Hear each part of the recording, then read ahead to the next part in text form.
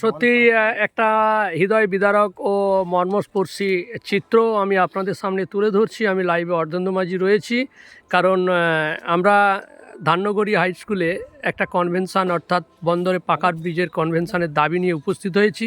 এখানে মায়েরা কান্নাকাটি করছেন, তাদের সেই দৃশ্য আমি তুলে ধরছি। দেখুন একাধারে এটা কোন নদী? এটা দ্বারকেশ্বর নদী, দেখতে পাচ্ছেন দ্বারকেশ্বর নদী, এবং ঢাল দেখছেন কত ঢাল, এবং আর অপর প্রান্তে এটা ভেঙে গিয়েছিল, প্রবল জলের চাপে ভেঙে গিয়েছিল। দেখুন কাজ হয়েছে, কাজ চলছে, কিন্তু এখনও সেভাবে ওনারা আতঙ্কগ্রস্ত রয়েছে। বন্যার জলের তোড়ে এখানে যে এইটা তৈরি হয়েছে, অর্থাৎ তৈরি হয়ে গেছে। এই পাড়াটা অত্যন্ত ভয়ঙ্কর অবস্থায় রয়েছে।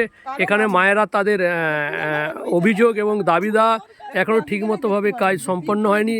তাদের বন্যা আসলেই হচ্ছে তাদের প্রাণ আশঙ্কা থাকে, প্রাণ ঝুঁকিতে থাকে, যে সমস্ত ছেলেপুলে নিয়ে যারা সংসার করে। কি বলতে চাইছেন বলুন? এখানটার কাজ কি আরো ভালোভাবে করার জন্য আবেদন চালাচ্ছেন? আমাদের এইখানে ভালোভাবে কাজের জন্য আমরা খুব চেষ্টা নিচ্ছি। আমাদের এইখানে এলাকায় ভালো করে বাগাতে চায় না। আমরা তো বলছি আর মাটি পড়বে না, যা পড়ার পড়ে গেছে। আমরা বরং বললু যদি আপনারা পারবেই নি, তাহলে একটু আধা হাতটা করে কাজে গিয়ে লেখানো। কাজটা হয়েছে ওই যে পাইলেনটা হয়েছে, ওই পাইলেনটা তো পুরো করে মাটিটা দিয়ে এলে তবে পুকুরের তো অর্ধেকটা নিলে হতো, কিন্তু পুকুরটা নিচ্ছে নি, বলছেন না আর একটু বেশি দেওয়া যাবে না।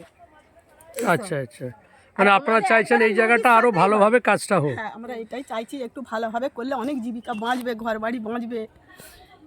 আচ্ছা, বলছে কোথায় তোমরা এখানে বাড়ি করেছো কেন? কোথায় যাবে? যুগ যুগান্তরের বাড়ি করার আছে।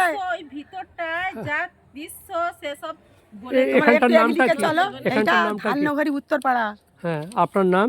আমার নাম গীতা গুছাই। চলুন, কোথায় দেখি আপনার নাম? সন্ধ্যা মাঝি। হ্যাঁ চলুন দেখি। আমরা ওনারাও দেখাতে চাইছেন, আমরা সত্যি দেখতে চাইছি এই বাড়ি, এই বাঁহাতি দ্বারকেশ্বর নদী। প্রত্যেকে জীবনের শেষ সম্বলটুকু দিয়ে বাড়ি ঘরদর করেছেন, কীরকম ঝুঁকির মুখে রয়েছে।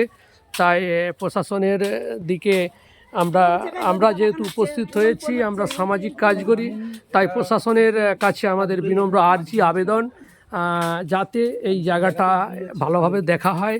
যদিও সর্বত্রই মানুষের চাহিদা রয়েছে, চাহিদা থাকবেই, সেটা সরকার অর্থেই আমাদের অভিভাবক, সরকার অর্থেই সেটা কেন্দ্র হোক রাজ্য হোক, যিনি পরিবারের প্রধান থাকেন, পরিবারের প্রধানের ওপরই দায়িত্ব থাকে, অনেক দায়িত্ব থাকে।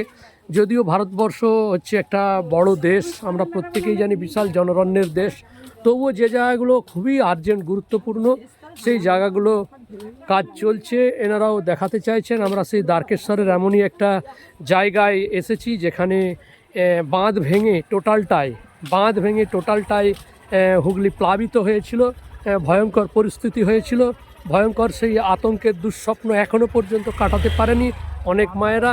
সেই এখানের কাজ হচ্ছে, আমরা দেখতেই পাচ্ছি, সেই কাজের দৃশ্য আপনাদের সামনে লাইভে তুলে ধরছি। আমি অর্ধেন্দু আপনাদের সাথে রয়েছি।